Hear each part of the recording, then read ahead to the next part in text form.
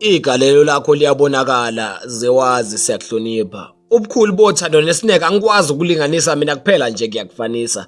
Empeleni nokukufanisa kuyangehlula ngoba izenzo zakho zicishe zifane nezikamdala owadala thina. Kodwa bathi ungithobani mfoka Mmema uxolo ngiyakufanisa. Ngikufanisa nolwandle ngaphezulu kwemfula nemfudlana, intabamlilo ngaphezulu kwamagquma namathafa. Nanti igama lakhe elisha liyashisa ledani noma singalishisa vele wena ngumfulo ongashi. Bathi do ukwenza kwakho hlabisa kuqondakali kuyisisho noma kuyisaga. Kufana nesandla phezulu kwekhanda lomuntu osemhlabeni uNkulunkulu emnikibi usizo maqeda abantu bemfundekele ngeinkulumo vele. Umuntu ohleze isiphazamiso entweni enhle komunye umuntu. Iningi liyabona ubende. Imizamo yomunye umuntu oniwa ngomunye umuntu. Umuntu ohleze ibhadi enhlanhleni yomunye umuntu kuba umuntu siqu sakhe uyisikhali esisetshenziswa uSathane ukubulala omunye umuntu. Noma sebexeka kala ubuye nganeno ohlabisa siyalazi igalelo lakho.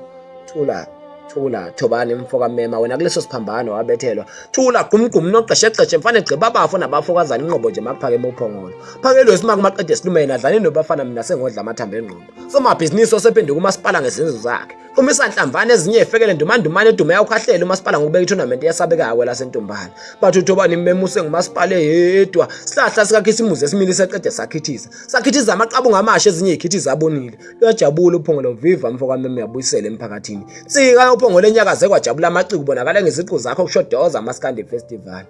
uJesu wahambe emhlabeni ethi uzobuya. Mina ngiyakholwa ukuthi usebuyile kodwa usebenzisa igama elisha nesibongo esisha. Thobani mfoka Mmema ngaba usiyena. Ngisho ngenxa yegalelo nothando nempiliso okubonakalisa emphakathini. Ngisho ngamandla nokholo olungephikiswe. Ngisho ngeziqu zakho zokukhathalela omunye umuntu. Ngisho ngobubanzi besandla sakho emphakathini.